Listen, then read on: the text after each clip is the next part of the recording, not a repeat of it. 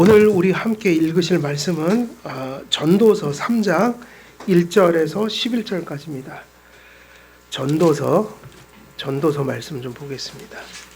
전도서 3장 1절에서 11절까지입니다. 전도서 3장 1절에서 11절까지 말씀입니다. 우리 한 절씩 교독하겠습니다. 3장 1절에서 11절, 구약성경 949페이지입니다. 교독하겠습니다. 범사에 기한이 있고 천하 만사가 다 때가 있나니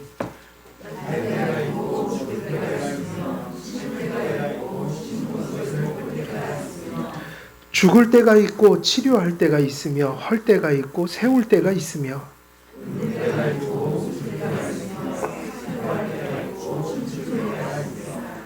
돌을 던져버릴 때가 있고 돌을 거둘 때가 있으며 안을 때가 있고 안는 일을 멀리할 때가 있으며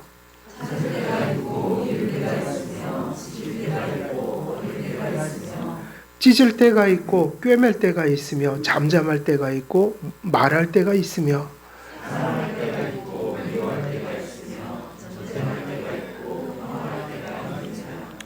일하는 자가 그의 수고로 말미암아 무슨 이익이 있으랴.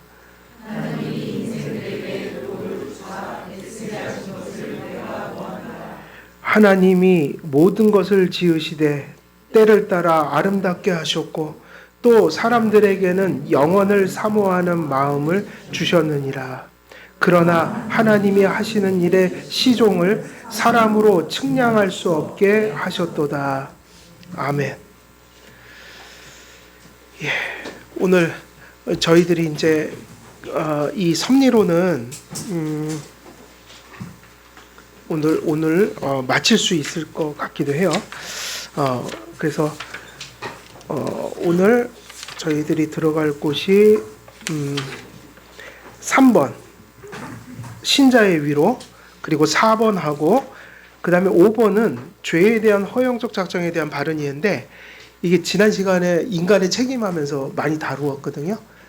그리고 이쪽은 조금 더 이제 많이 복잡해서 오히려 지난번에 설교했던 거 정도로 이해를 하시고 뭐 한번 읽어보시면 될 것 같고요. 그래서 3번과 4번을 오늘은 이어가도록 하겠습니다. 그래서 우리가 2번은 했죠. 예, 2번은 했고 3번. 그래서 이제 결론적인 이야기를 이렇게 합니다. 이제 5번 같은 경우는 죄에 대해서 어떻게 하나님 섭리하시는가 그걸 조금 더 자세하게 이야기하지만, 인간의 책임에 대해서 이야기하면서 이제 중요한 얘기는 다 했습니다. 많이 중첩이 돼서 3번, 4번 하는데, 일단 섭리로는 섭리에 대한 말씀을 왜 기록해 놓았는가? 그러면 일단 이 섭리의 대상은 모든 만물이고, 섭리의 대상은 믿는 자나 믿지 않는 자나도 공통적이긴 하죠.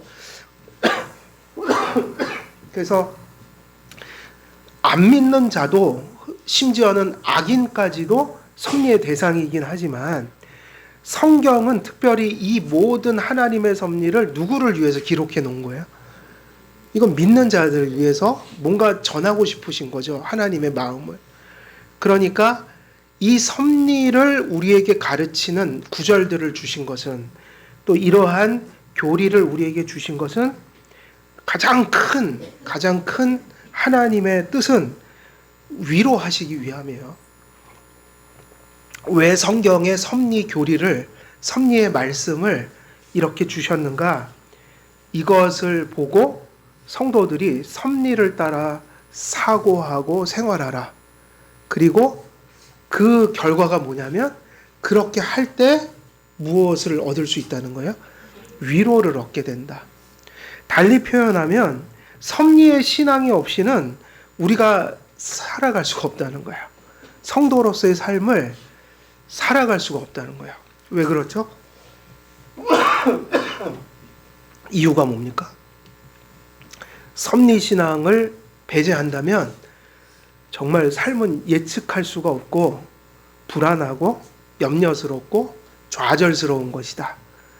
섭리라는 것이 만일 빠져버리면 세상 자체, 이 돌아가는 것 자체가 모순덩어리가 되게 돼요. 다시 말하면 악이 창궐한 모습을 보면서 성도들이 기댈 곳이 사라지는 거죠. 미래는 없는 거죠. 그러니까 중요한 것은 이 섭리가 우리에게 주는 가장 큰 혜택은 성도에게 위로 가운데 삶을 이렇게 살아갈 수 있도록 힘을 주시는 것이다. 그래서 섭리에 대한 신앙은 성도들에게 위로와 평강을 제공합니다. 그리스도인들은 모든 것이 하나님의 경륜에 의하여 일어난다는 사실을 알기 때문에 일단 이 사람들은, 그리스도인이라는 사람들은 인생사를 뭐에다 맡기지 않아요? 우연에 맡기지 않고 사는단 말이에요. 그리고 또 그 비인격적인 손금이나 보고 자기 사주팔자, 난시, 날짜, 연 이런 거를 가지고 자기 인생을 가늠하지 않아요. 요즘엔 너무 미신들이 그러니까 이상해. 이런 좀 느낌이 있어요. 지금은 기독교적인 측면에서는 자꾸 이 신앙을 떠나가지만 미신은 창궐하고 있어요. 미신은 부흥하고 있어요. 그러니까 사람들이 영적 세계를 안 믿는 게 아니라 자꾸 그러잖아요. 기독교가 자꾸 사람이 줄고 기독교는 자꾸 이렇게 그렇게 영향력을 잃는데 사람들이 그러니까 종교성이 없나 보다 그러는데 그건 아니에요. 이단들은 더 부흥하고 있어요. 오히려 이단이 부흥하고 있어요. 이단들이 엄청 커지잖아요, 지금. 그리고 일반적인 사회 분위기는 미신이 되게 많이 이렇게 만연하고 있어요. 미신. 네. 그래서 소위 말하면 무슨 타로점도 치고 무슨 손금 보고 관상 보고 사주팔자 따지고 이러면서 어떤 비인격적이거나 하나님 아닌 것에 운명론을 두고 살아가는 거죠. 다시 말하면 그것의 결정을 자기 삶을 확정해 놓고 그냥 가는 거예요. 그래서 우리가 섭리를 믿는 성도들은 우연에 맡기지도 않을 뿐더러 운명에 맡기고 그런 비인격적이고 잘못된 운명론에 빠져 살아가지 않는다는 거예요. 이들은 하나님을 사물들의 주요 원인으로 여기는 가운데 하나님께서 수단으로 사용하시는 하부 원인들을 그것들 각자의 자리에서 숙고하게 됩니다. 따라서 그는 그의 내면과 외부를 둘러싼 모든 것으로부터 자신을 지켜주고 선과 구원으로 하나님의 섭리가 인도할 것을 굳게 믿고 안위할 수 있습니다. 그래서 사람과 피조세계 전체를 섭리하시는 하나님께서 그리스도 안에 있는 자들과 교회를 향해 더욱 특별하고 특별한 섭리로 지켜주실 것을 약속하셨다는 게 지금 우리가 계속 보아온 섭리론의 결과잖아요. 그래서 세상에 아무리 악한 일이 일어나고 모순처럼 보이는 일들이 있고 지금도 죄는 만연하나 하나님의 섭리가 모든 것을 다 어떻게 한다는 결론이에요. 주관하고 계시고 결국은 역사의 수레바퀴는 사탄이 굴릴 수가 없는 거예요. 그 역사의 수레바퀴는 누구만 돌릴 수 있는 거예요? 하나님이요. 그래서 궁극적으로는 계속 세상은 무너져 가는 것 같지만 그 무너짐조차도 결국은 누구의 뜻이 이루어지는 대로 흘러가고 있는 거예요. 우리는 그걸 믿는 거예요. 뭐 그게 어떻게 되느냐 몰라요. 그런 거 따지면 안 돼요. 설명해 줄 수 없어요. 그거는 우리가 캐낼 수가 없는 거예요. 그러나 하나님은 우리에게 궁극적으로 바라볼 것을 주셨다는 거예요. 하나님은 절대로 악할 수가 없고 하나님은 반드시 선하신 분이에요. 선하신 분이 반드시 당신의 뜻을 이루어 가신다는 거예요. 그 모든 일들이 여러 가지 일들을 통해서 일어나지만 성도는 하나님의 선하고 선한 특별하고 특별한 섭리 속에 있기 때문에 그들이 하나님을 믿고 하나님의 교훈적 의지를 붙들고 있는 한 그들은 하나님의 선한 도구로서 선한 결과를 맞이하게 될 것이다. 이것이 성도들이 믿음으로 해서 죽을 수 있는 이유가 돼야 되는 거예요. 여러분, 만일 세상이 갑자기 뒤집어져서 우리가 6.25 때나 일제시대 때만 해도 순교라는 게 존재했잖아요. 그죠?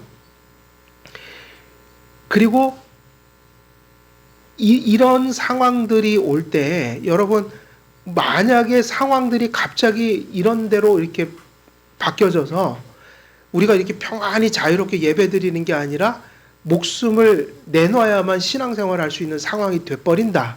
예를 들면 가정적으로. 그러면 우리가 너 죽을래? 예수님 버릴래? 하면 어떻게 해야 돼요? 이것도 뭐 타협할 여지가 있나요? 선택은 뭐 해야 되는 거죠? 기독교인에게? 죽음을 선택해야지 맞는 거 아닐까요? 그러니까 우리가 이게 쉬운 게 아니라고요. 역사를 돌아보면 신사참배했잖아요. 신사참배 때 엄청난 목사님들이 신사참배를 했다고요. 지금에 와서는 우린 그렇게 얘기하잖아요. 그거 하면 안 된다. 예? 그리고 그걸 했던 목사님들도 연세 많으신 분들은 지금도 회개하고 사는 분들이 계셔요. 그때 한 거 후회하면서. 그러면 우리가 결국은 하나님을 선택해야 되는데 그 하나님을 조금 전만 해도 그것 때문에 죽는 사람들이 존재했잖아요. 모든 걸 포기해야 되는 상황들. 그러면 그분들이 무엇 때문에 죽을 수 있었냔 말이에요.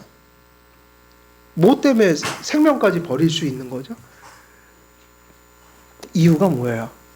아니, 하나님이 결국 당신의 뜻은 하나님 뜻대로 이루어진다는 확신이 있는 거고, 그리고 하나님만이 선하시고, 그리고 이 순교조차도 내가 하나님 앞에 믿음을 지키면 반드시 이 죽음조차도 하나님은 선하게 분명히 돌려주실 것이다. 그리고 또 제일 중요한 거, 부활의 신앙. 성도들이 섭리의 신앙 붙들고 부활 신앙이 있어서 순교하는 거라고요. 그러면 만약에 신사참배 같은 거 할 때 다 타협하고 신앙 버리는 사람들은 뭐 때문에 버리는 거죠? 뭐가 없어서 버리는다고 볼 수 있어요? 무슨 신앙이 없으니까. 섭리 신앙이 없으니까 그거를 선택 못 하죠. 왜냐하면 손해 볼 것 같은 거죠. 내가 왜 이렇게 내 소중한 생명을 초계같이 이렇게 내버릴 필요가 있냐. 근데 섭리를 생각 안 하면 그렇게 갈 수밖에 없죠. 그리고 뭐 하나님이 섭리? 뭐 세상에 섭리가 있으면 이렇게 되겠어? 세상은 지금 다 어차피 엉망진창이 다 됐는데, 다 그러고 살아가는데, 그러면 그 순간에 어떤 사람은요, 지금도 마찬가지일 거예요. 지금도 그런 일이 벌어지면 누군가는 배도를 합니다. 분명히. 누군가는 죽을 사람이 있어요.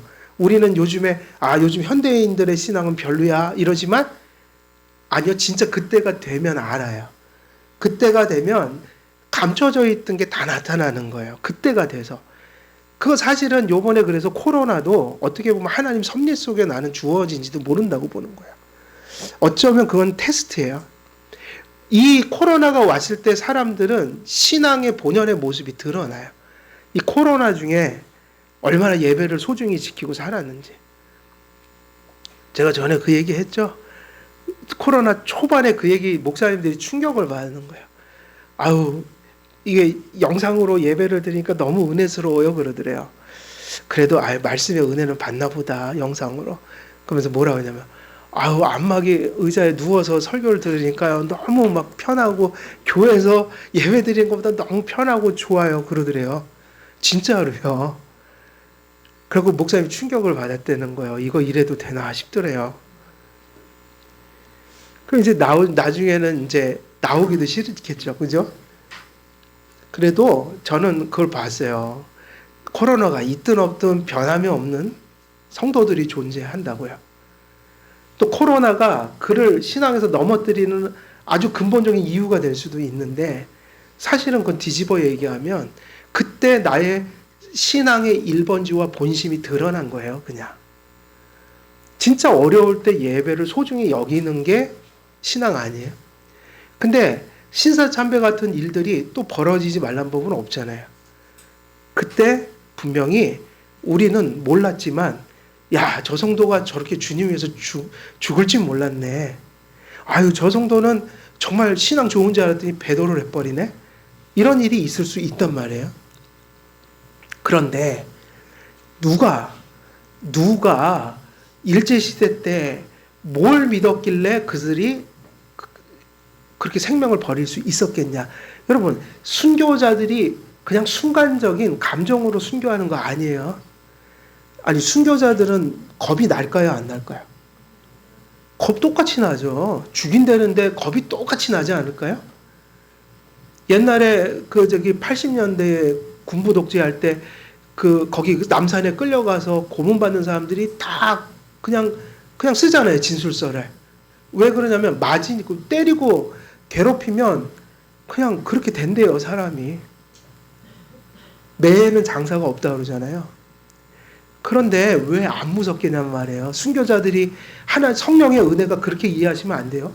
때려도 안 아프고 성령의 은혜를 받으면 뭐 날 죽인다는데 겁도 안 나고.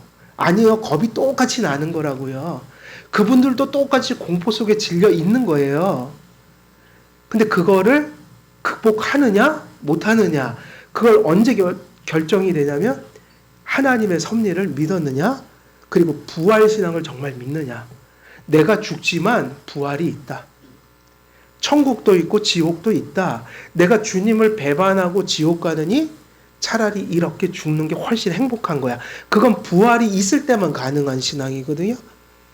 섭리를 믿을 때만 그 자기가 죽는 사건 속에서도 선한 것을 보게 되는 거야. 아니, 내가 죽는 건 나쁜 일 아니에요. 너무 비참한 일이잖아요. 근데 거기서 선한 것을 보는 거예요.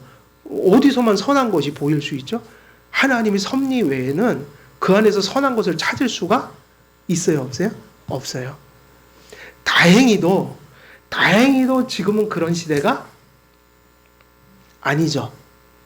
지금은 그런 시대가 아니잖아요. 그게 다행인데, 그렇다고 지금 그런 싸움이 없느냐? 있죠. 지금은 현실의 싸움. 뭐 세상의 염려. 그죠? 또 때로는 환난도 밀어닥치고. 그러니까 우리도 여전히 사는 것은 힘겨운데, 똑같이 힘든데 그 힘겨움 속에서도 섭리를 바라보는 성도가 있고 섭리를 바라보지 못하는 성도가 있다는 거예요. 바라보지 못하면 그냥 세상적인 판단을 할 수밖에 없어요. 그냥 어려우면 그냥 어려운 거로 끝나는 거고 절망인 거예요. 하나님이 무슨 뜻이 계셔서 나를 어떻게 또 빚어가시려고 이런 일을 주실까? 이런 사고가 안 되는 거예요. 그래서 섭리라는 것이 결국은 순교라는 것도 가능하게 하는 거고, 더 궁극적으로는 부활의 신앙이라는 거. 그래서 섭리신앙, 부활신앙 딱 붙들고 살면 죽음이 참 무서운 것이긴 해도 그 무섭고 공포스러운 순간에 이겨낼 수 있을 것이다. 저도 그런 생각 많이 해봤어요. 야, 내가 순교자들이 죽던 시대, 그런 시대에 태어났거나 내가 사는 시대에 또 나를 죽인다고 달려들면 내가 저분들처럼 죽을 수 있을까? 그리고 궁금했던 게 왜 똑같은 사람인데 아픈 것도 똑같고 두려운 것도 똑같은데 저 사람들은 순교할 수 있었을까? 근데 사람들은 그걸 되게 단순하게 여겨요. 그래갖고 또 이런 사람이 있어요. 나는 뭐 아주 당연히 순교하지 막 이러고, 베드로처럼. 베드로가 예수님 3번 부인하기 전에 자신이 넘쳤잖아요. 세상 사람들이 다 주님 버려도 저는 안 버려요 그랬잖아요. 그런 게 아니죠. 되게 심각한 문제죠. 그런데 섭리를 내가 그 순간에 붙든다면, 부활신앙이 진짜 내가 믿는 것이라면 그 부활신앙과 섭리신앙 때문에 주님을 배반할 수는 없는 거예요. 네. 그 힘으로 사람은 죽을 수 있는 거예요. 그래서 지금 순교는 뭐 육체가 죽고 누가 우리를 핍박하는 게 아니라 지금 순교는 살아서 하는 순교가 돼야 돼요. 상황은 똑같습니다. 그때는 순교의 상황에서 누가 주님을 배도했지만 지금은 아무도 우리 목숨을 구하진 않거든요. 그러나 우리의 삶 속에 수없는 문화와 상황 속에서 우리는 끊임없이 주님을 부인한다고요. 타협하고 부인하고, 그러니까 목숨을 이렇게 내거는 일은 없지만 사소한 것 속에서 어떤 이득을 위해서 우리는 많이 신앙을 희생한다고요. 그러니까는 순교는 두 가지예요. 목숨이 왔다 갔다 하고 실제로 목숨을 드리는 순교가 있지만 지금 이 시대는 그런 것보다는 이 사상적이고 그런 문화적이고 그런 것들 속에서 우리가 내 신앙 지켜가는 순교. 그러니까 이 순교는 죽어서 하는 거예요? 살아서 하는 거예요? 예, 뭐 죽고 이런 순교가 아니라 오늘도 육신 살아있지만 그런 걸 요구하진 않지만 내가 끊임없이 이 세상의 세태 속에서 나를 부인하고 하나님 인정하는 거. 그러면 지금도 순교자가 있는 거예요? 없는 거예요? 있죠. 그럼 하나님 보실 땐 똑같은 거예요. 이런 사람들이 순교의 상황이 오면 순교를 하는 거죠. 근데 그것이 이 시대에는 감추어져 있다 이 얘기예요. 물 밑으로 좀 가라앉아 있어서 누가 그런 마음을 품고 있는지 안 하고 있는지 모른다. 근데 언제 그게 드러나면 어려워질 때 드러난다는 거예요. 그래서 지금도 그런 건 있어요. 우리가 어려움이라는 게 늘 좋은 건 아니어도 어려움이 우리에게 유익한 이유는 어려울 때 진짜 내 본연의 모습이 나온다는 얘기예요. 그때 내 모습이 진짜다. 언제 잘해야 됩니까? 잘 될 때는 다 잘하죠. 어려울 때 잘해야 돼요. 신앙생활 잘해야 합니다. 그러면 어려운데도 신앙생활 잘하잖아요. 그건 뭐하고 똑같은 거예요? 하나님 보시기에? 순교예요, 그게. 그래서 지금은 죽으려고, 육신 죽이려고 하지 말고 마음으로 계속 순교하는 신앙을 가야 된다. 사실은 어쩔 때는 저는 그 순교에 관련된 찬송이 있는데 사실 잘 안 불러요. 죄송해서. 지금은 너무 편하잖아요. 그게 별로 안 어울려, 지금은. 우리가 너무 지금은 편하잖아요. 누가 죽인다는 소리고. 그럼 신앙이 얼마나 자유로워요. 지금 자기만 정신 차리면 누가 신앙 방해하는 사람이 있어요, 없어요? 누가 우리 잡아갑니까? 없잖아요? 그러니까 순교에 대한 찬송 나오면 좀 부끄러워지는 거예요. 부르기면 좀 멋쩍어요. 거기 내용은 너무 처절한데, 뭐 목숨을 버리고. 근데 아니더라고요. 우리에게 지금 환경은 좀 편해졌지만 내면적으로 보면 순교 싸움이 있는 거죠. 날마다 이 길을 택할 것인가, 저 길을 택할 것인가. 그게 죽음은 아니지만 하나님의 뜻이냐, 내 뜻이냐. 하나님의 말씀을 따를 거냐, 세상 철학을 따를 거냐. 수없이 이게 와서 우리를 순교의 시대보다 어찌 보면 더 강력하게 우리를 지금 힘들게 만드는데 이런 상황 속에서 사실은 우리는 살아서 지금은 하는 순교의 시대다. 그런 과거의 순교의 찬송 부르면서 뭐 배고프고 뭐 그런 시대가 아니잖아요. 그렇지만 우리들에게도 순교의 싸움이 있어요, 없어요? 날마다 있죠. 이런 유혹 속에서, 이런 세태 속에서, 또 이러한 모든 상황들 속에서 또 불구하고 나는 오늘 주님을 바라보고 살 거야 하는 마음. 이걸 지키는 게 되게 어렵잖아요. 그러니까 순교의 선택이 있는 거죠, 지금도. 근데 하나님 보실 땐 그 중심을 아시니까 이건 순교적 가치가 있는 거예요. 목숨을 버리진 않아도 그 사람이 하나님의 뜻을 늘 이렇게 선택하기 위해서 그가 받는 내면적인 자기 부인이라는 게 있다. 그걸 하나님이 아셔요, 모르셔요? 아시니까 그거 순교로 봐주시죠. 그러니까 죽느냐 안 죽느냐가 중요한 건 아니에요. 꼭 어디 저기 이슬람 지역 가서 뭐 죽는다. 그게 순교가 아니라고요. 자꾸 사람들은 그게 순교래요. 그게 아니죠. 어쩌면 살아서 순교를 더 잘해야 된다고요. 그게 바로 그 얘기예요. 네 십자가를 지고. 그 십자가가 뭐죠? 고난이거든요. 날마다 자기가 십자가에 달리는 고난이 신앙생활 속에 있다는 얘기예요. 그리고 날마다 뭐 또 하라고 그랬어요. 자기를 부인해라, 디나이해라. 그게 순교라고요. 살아서 순교하는 거. 그래서 성화라는 게 몰티피케이션, 비비피케이션이에요. 죽임과 살림으로 요약돼요. 날마다 죽는 게 있는 거죠, 삶 속에. 꼭 순교 안 당해도 오늘도 우리는 나를 죽여야만 신앙생활을 할 수 있는 영역이 있거든요. 죽일 때 뭐가 되는 거예요? 산단 말이에요. 주님과 함께 죽고 주님과 함께 사는 역사가 성화 속에서 우리 안에 날마다 있는 거예요. 주님을 위해서 내 죄악을 죽이니, 주님을 위해서 내 선택을 죽이니, 주님의 뜻을 선택하기 위해서 내 욕망을 죽이니, 다시 나는 사는 거라고요. 죽어야 사는 것이다. 한 알의 밀알이 땅에 떨어져 썩어지지 아니하면 그게 싹을 낼 수 없다고 그랬잖아요. 자랄 수 없다. 생명이 나올 수 없다. 그러니까 어떻게 보면 순교는 지금도 있는 거라고요. 우리 안에 살아서 해야 되는 순교가 이렇게 있는 거예요. 육신의 순교는 사람들이 다 보지만 삶의 순교는 아무도 몰라요. 그건 누구만 아셔요? 은밀한 중에 보시는 하나님만 아셔요. 그러니 섭리와 부활의 신앙이 없이는 하루하루 이 삶을 살 수가 없다. 따라서 그리스도인들은 내면과 외부를 둘러싼 모든 것으로부터 자신을 지켜주시고 선과 구원으로 하나님의 섭리가 인도할 것을 굳게 믿고 안위할 수 있다. 그러니까 나를 죽이고 십자가를 지고 가는 게 억지로 가는 겁니까? 섭리신앙을 믿는다는 것은 뭔가는 그 안에서 더 큰 선을 본다는 것일까요? 그죠? 우리가 어떤 십자가를 지고 내 자신을 부인한다. 그래서 내 뜻을 내려놓고 하나님의 뜻을 쫓아가는 상황이 온다. 그러면 섭리를 믿는다는 것은 이런 게 아니라는 거예요. 억지로 내가 뭐 율법주의적으로 이런 게 아니라 섭리를 믿으니까 선이 있다는 것을 소망하는 거죠. 그 일들 속에서. 죽어도 살겠고, 부활신앙.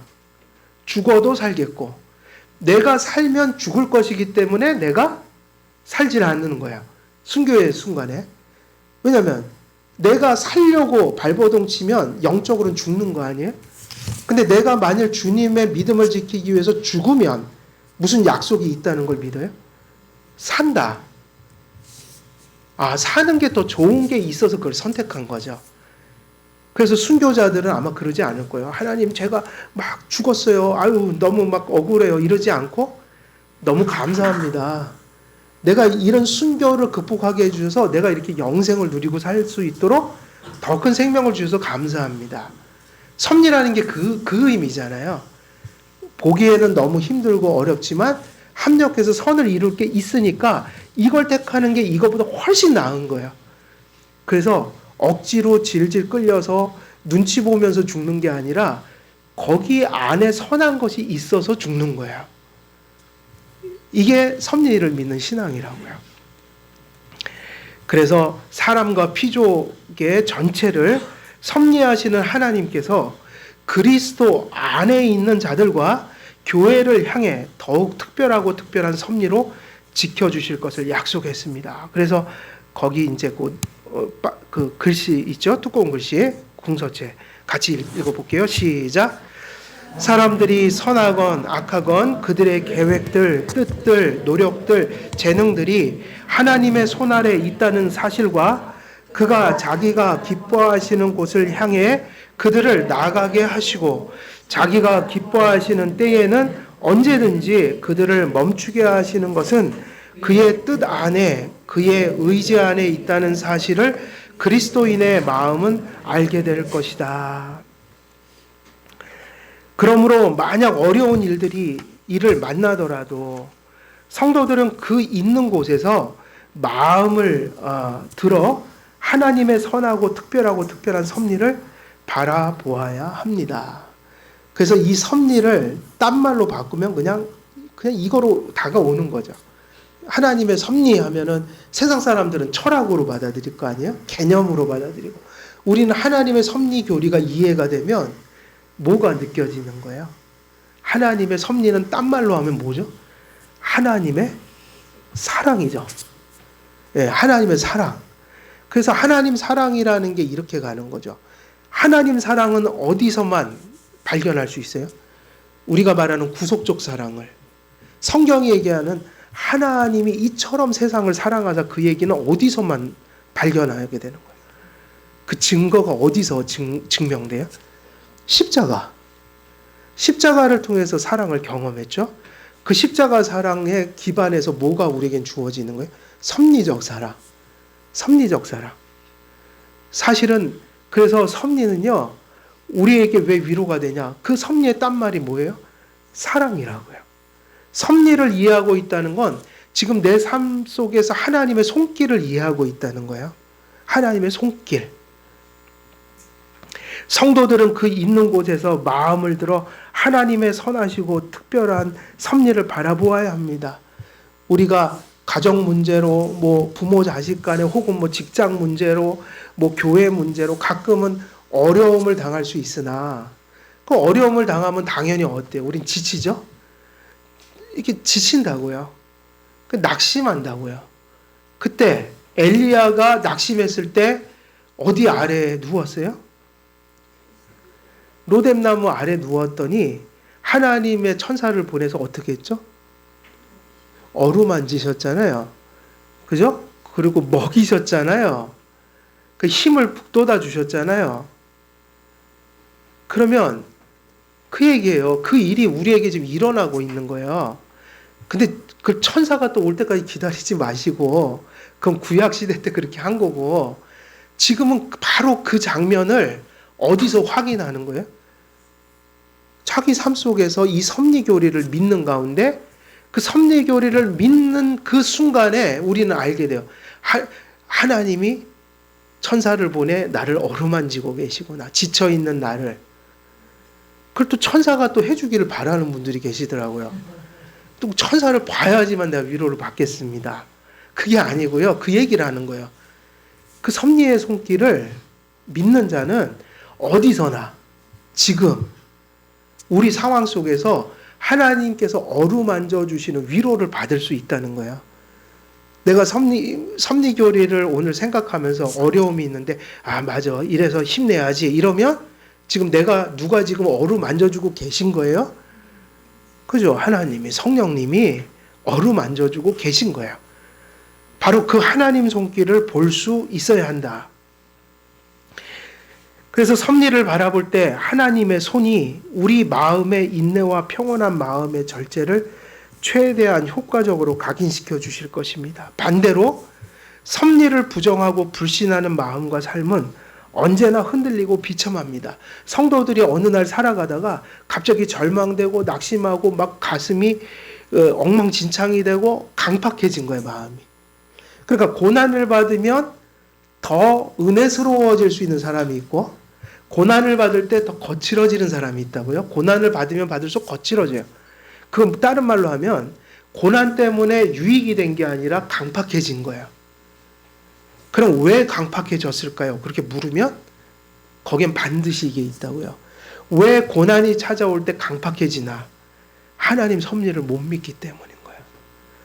믿음으로 그것을 극복하고 있지 못한 거예요. 섭리를 부정하고 불신하는 마음과 삶은 언제나 흔들리고 비참해집니다. 근데 흔들리고 비참해지는 거로 끝나는 게 아니에요. 반드시 신앙이 낙심하면요, 강팍해져요. 악해진다고요. 세상에는 수많은 크고 작은 악과 죽음과 재난이 우리를 둘러싸고 있기 때문입니다. 그래서 사실 우리가 사는 것 자체가 그 말도 맞아요. 삶은 고생이다. 산다는 게 뭔가? 고생이다. 그 맞아요? 틀려요? 실제죠. 사는 것 자체가 끊임없이 고난이에요. 요거 하나 끝나면 저게 오고, 저게 끝나면 이런 게 오고. 근데 또 뒤집어 보면 또 그 얘기를 하죠. 안 믿는 사람도 그 얘기 하거든요. 또 생은 아름답대요. 사람들이 참 변덕스러워요. 그죠? 생은 영이야. 그러면서 또 드라마 보면 아유, 생은 아름다워요. 김혜자 씨가 꼭 나와서 생은 아름다워요. 뭐 그러잖아요. 그런데 그분은 막 감성이 너무 풍부해갖고, 근데 그 말도 맞아요, 틀려요? 그죠? 이게 양면성이 있는데, 안타까운 건 세상 사람들은 아무리 아름다워봤자 결국은 꺾여 죽고 심판받고. 근데 우리는 아니에요.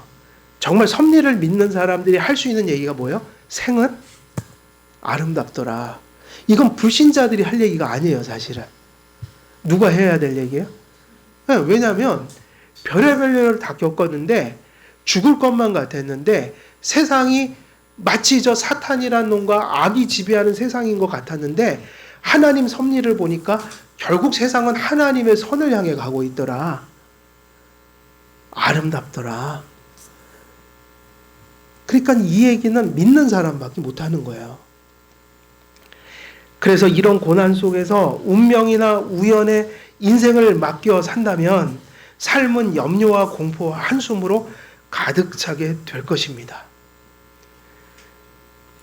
가끔은 그럴 때가 있어요. 우리 주은이 아기 때 저를 따라하더라고. 내가 깜짝 놀랐어요. 아이고 그래 제 앞에 와서. 제가 왜 저러지? 그러니까 내가 아이고 그러고 있는 거예요 지금.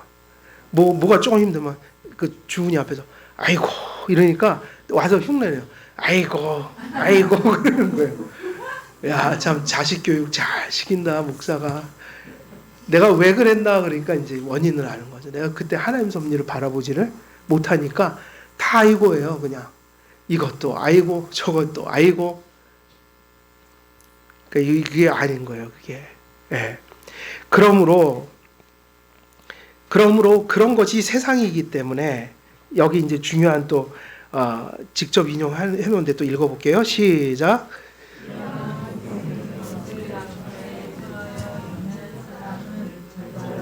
목숨이 살아있다고는 하나 마치 검투사의 칼이 언제나 자기의 목을 벼르고 그 바로 위에 달려 있기라도 한 것처럼 염려에 차고 가쁜 숨을 약하게 들이마실 뿐이니 어찌 가장 비참하다고 아니할 수 있겠는가.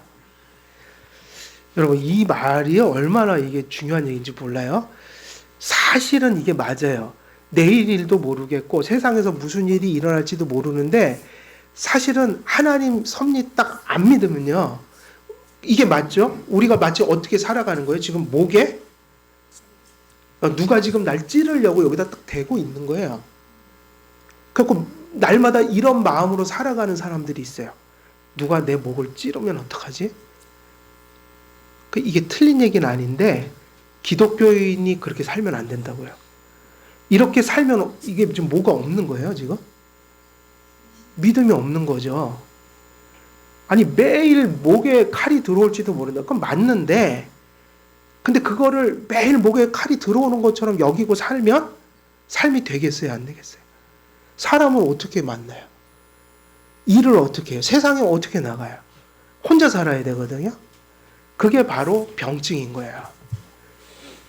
그게 틀린 얘기는 아니지만 우리들은 하나님이 목에 찔리는 것도 하나님이 허락 안 하면 안 되는 거예요. 그러니까 누구를 의지해서 사는 거예요? 하나님을 의지해서. 그러니까 그거를 우리는 버려야 돼요. 일어나지도 않은 일을 염려하고 매일 여기다 칼날이 여기 들이댄 것처럼 그렇게 조바심 가지면서 살아가고 이게 바로 뭐를 못 믿는 마음인 거예요? 하나님 섭리를 전혀 생각하지 않고 있다는 거예요. 오히려 이게 맞죠?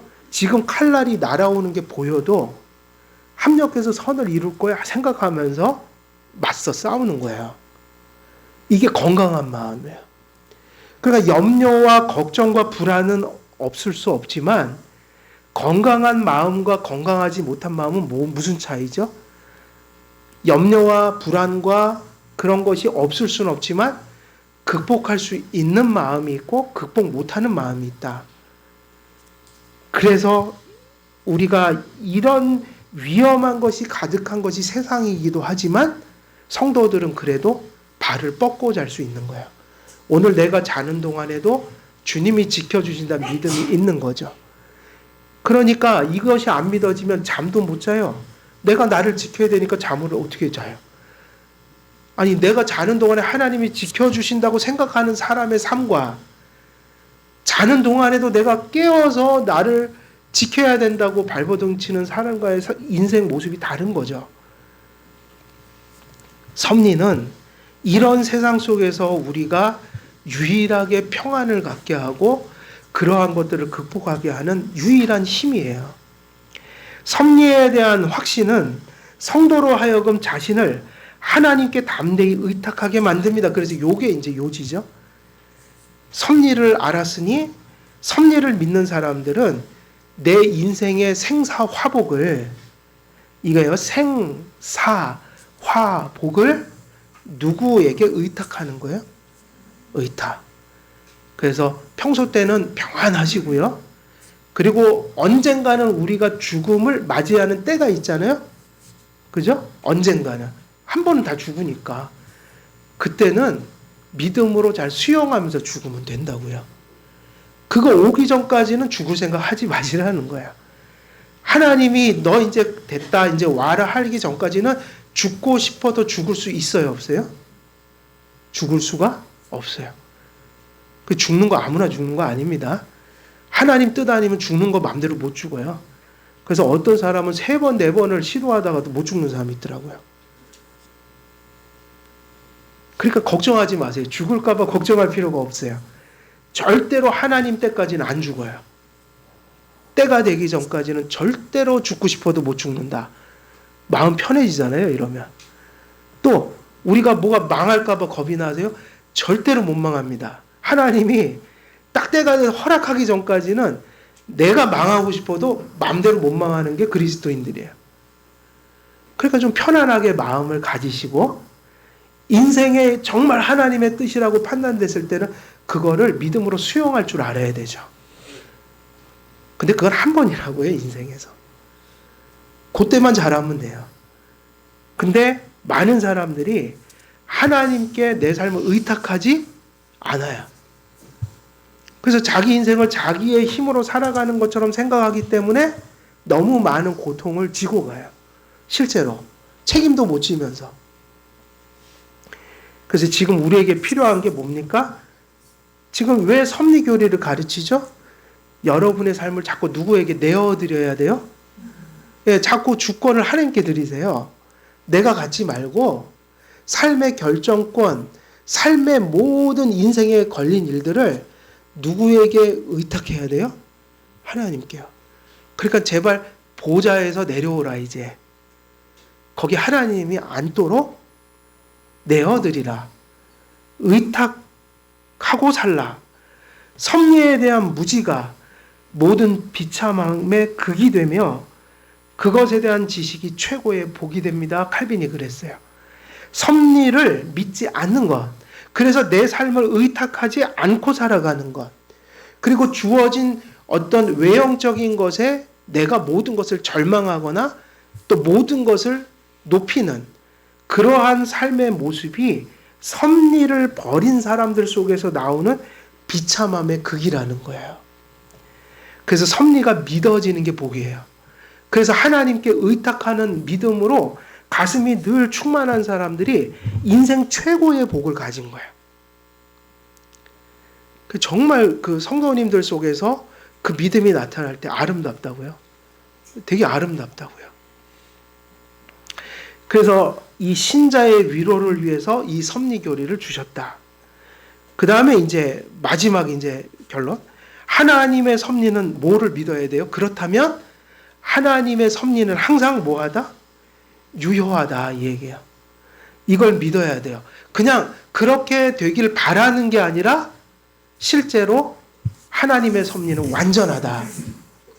그래서 섭리의 유효성은 하나님의 섭리가 하나님의 작정대로 반드시 어떻게 된다는 뜻이에요? 성취된다는 뜻이에요. 그리고 이러한 하나님의 섭리는 도덕적 통치 원리 안에서, 그건 무슨 얘기죠? 하나님은 모든 걸 당신의 뜻대로 이끌어 가시는데 우리에게는 우리가 뭘 붙들고 그 섭리를 맞이하라고 그랬다는 거예요? 하나님의 무슨 의지? 교훈적 의지. 그게 도덕적 통치. 하나님께서 우리가 할 일은 뭐가 일어나고 어떤 결과가 어떻게 일어나고 이런 게 아니라 뭐가 옳은지 그른지 복음과 율법에 대한 바른 인식을 가지고 복음을 믿고 율법을 순종하는 그 삶 가운데, 그러니까 하나님이 선하다고 한 것을 이해하고 순종하고 믿는 가운데 뭐를 맞이하는 거예요? 일어나는 하나님이 일으키신 일들을 맞이하고 살아가는 거. 요거를 얘기하고 있는 거예요. 그래서 하나님의 뜻대로 모든 것이 이루어진다. 그런데 인생은 이 하나님께서 이루시는 일들을 무엇 안에서 받아들이며 살아야 된다? 도덕적 통치 안에서. 다른 말로 하면 교훈적 의지를 바라보면서. 그러니까 항상 우리는 이렇게 사는 거죠. 믿음으로 살고 순종하면서 사는 가운데 내 삶을, 사건들을 맞이하는 거예요. 그것이 섭리의 가장 큰 핵심이다. 이러한 섭리의 유효성을 신자가 신뢰할 때 여러 가지 유익을 얻게 됩니다. 섭리를 붙드는 신앙은 여기서 유익이 뭐예요? 성공할 때 뭐를 드리고? 감사를 드리고, 그 다음에 역경을 만나면 인내할 힘을 얻게 돼요. 그리고 미래에 대해서는 어떤 유익을 얻어요? 오지 않았기 때문에 두려울 수밖에 없는 게 미래잖아요. 하나님 빼면. 그런데 그러한 우려에 대해서 놀라운 뭐를 얻게 된다? 자유를. 그래서 저희들도 사실은 때때로 염려하지만 그래도 우리가 하나님 믿으니까 이만큼 미래를 극복하고 사는 거예요. 예. 이들은 사람들을 통해 받은 사랑, 무생물에 의한 도움을 통해 마음에 바라던 대로 번창할 때 이 모든 것이 누구로부터 온 것을 인정할까요? 이게 제일 중요해요. 사람을 통해서 도움받아도 하나님이 하신 거라는 거예요. 그걸 알아요. 그러나 이제 또 두 번째. 근데 하나님은 직접도 주시지만 어떻게도 주신다고 그랬어요? 수단을 통해서 주시니까 예를 들면 어떤 사람이 나한테 선을 베풀면 1차적으로 누구에게 감사해야 될까요? 하나님께. 그러나 하나님은 수단도 사용하시는 하나님이니 그 수단을 통해서 얻은 유익을 그 수단을 향해서도 돌려줘야 돼요. 그게 뭐냐면 부모님이 우리를 키웠죠. 그러면 1차적으로는 누구의 은혜를 받은 거예요? 좋은 부모님을 만났다. 하나님이 그런 사랑 많은 부모를 만나서 나를 사랑받게 하신 거예요. 그런데 하나님은 누구에게도 감사를 하라고 그래요? 2차 원인인 부모님에게도 감사하라고 가르쳐요. 왜냐하면 인격을 주셔서 그 부모의 인격을 통해서 사랑을 베푼 거거든요. 그래서 하나님께 감사하지만 부모님께도 감사해야 돼요. 그래서 여러분, 우리가 사람에게 도움을 받거나 유익을 얻을 때는 가슴속으로 1차적으로 하나님께 감사하고 누구에게도 반드시 사람에게 감사해야 돼요. 하나님이 다 하시는 거지 이러면서 사람들의 노고를 무시하는 것은 하나님의 뜻이 아니에요. 그래서 항상 1차 원인에 감사하고 2차 원인에도 감사를 돌려야 돼요. 자, 그래서 우리가 이제 이런 얘기를 하고 이제 유효성을 얘기할 때 이제 마지막 한 가지 다룰 게 남았는데 성경에 보면 하나님께서 후회하신다는 말이 가끔 나와요, 안 나와요?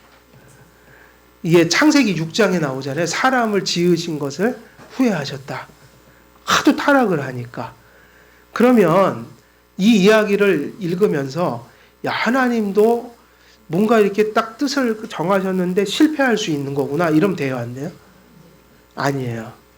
그것은 신인 동형 동성론적인 표현이다.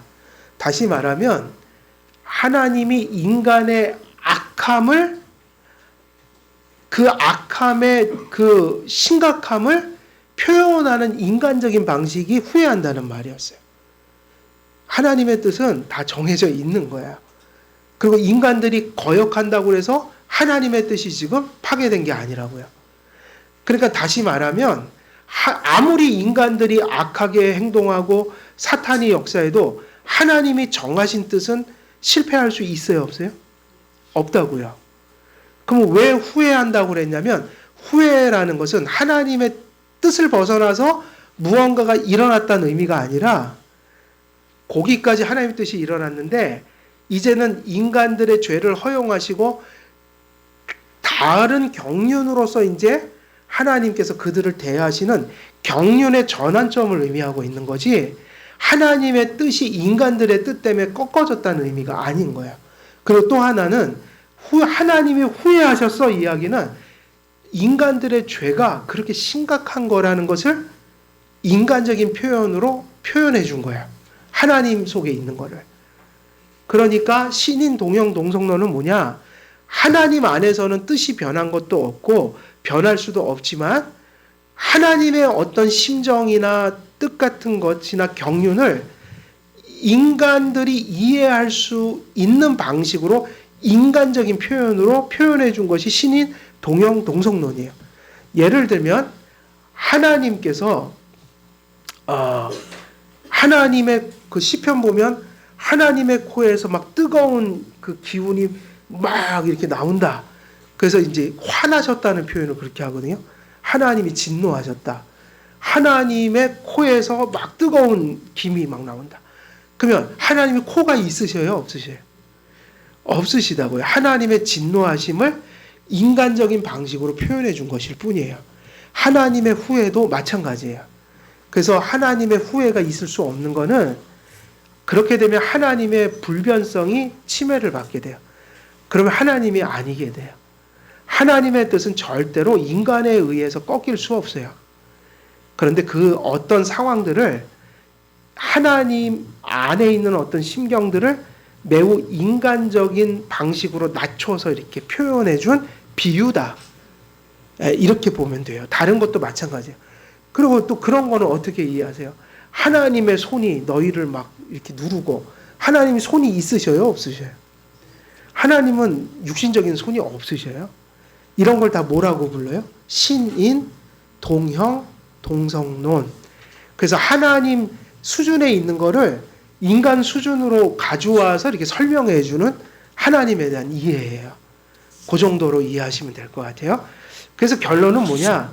후회라는 얘기를 왜 여기서 했냐면 하나님의 섭리는 절대로 실패할 수가 없어서 유효한 것이다. 요 얘기를 하는 거예요. 그래서 오늘 이제 이 섭리론은 여기서 다 마쳤는데 이 정도 이제 우리가 마치면 지금 여기까지가 기독교 강요가 4권으로 돼 있거든요. 지금 한 권을 다 본 거예요. 요약을 했지만 기독교 강요 1권에 나오는 내용은 다 다루어 놨어요. 그러니까 여러분이 기독교 강요에 나오는 내용을 다 한번 들으신 거예요. 그래서 1권을 이제 마쳐서 이제 어디로 가냐면 다음 주부터는 2권, 3권, 4권이 있는데 2권으로 가지 않고 4권으로 가려고 그래요. 4권은 교회론이거든요. 교회론을 계속 미뤄와서 교회론 먼저 하고 2권, 3권을 다시 가려고 합니다. 그래서 다음 주부터는 4권으로 가서 또 계속 이어서 교회론. 우리 교회도 이제 교회가 조직됐잖아요. 당회가 생겼잖아요. 그래서 교회 정치라든지 교회론이 뭔지를 한번 성도님들이 들을 필요가 있기 때문에 교회론 먼저 하겠습니다. 그래서 다음 주에는 이제 교회론 4권으로 들어갑니다. 예, 제가 기도하고 기도하겠습니다. 은혜로우신 아버지 하나님, 기독교 강요 1권을 통하여 우리가 또 중요한 하나님의 말씀과 교의들을 살폈습니다. 이 책들을 통해서 또 이 글들을 통해서 우리가 접한 하나님의 말씀들 가슴속에 믿어지게 하옵시고 또 믿어진 것이 깊이 깨달아지게 하시며 또 깨달아진 그 지식들이 우리의 삶으로 또 우리의 신앙으로 나타날 수 있도록 성령님께서 역사해 주옵소서. 이 진리를 통해서 우리의 신앙이 더욱더 자라가고 또 우리 속사람이 더 강건하여지기를 간절히 간구하오며 우리 주 예수 그리스도의 이름으로 기도드리옵나이다. 아멘.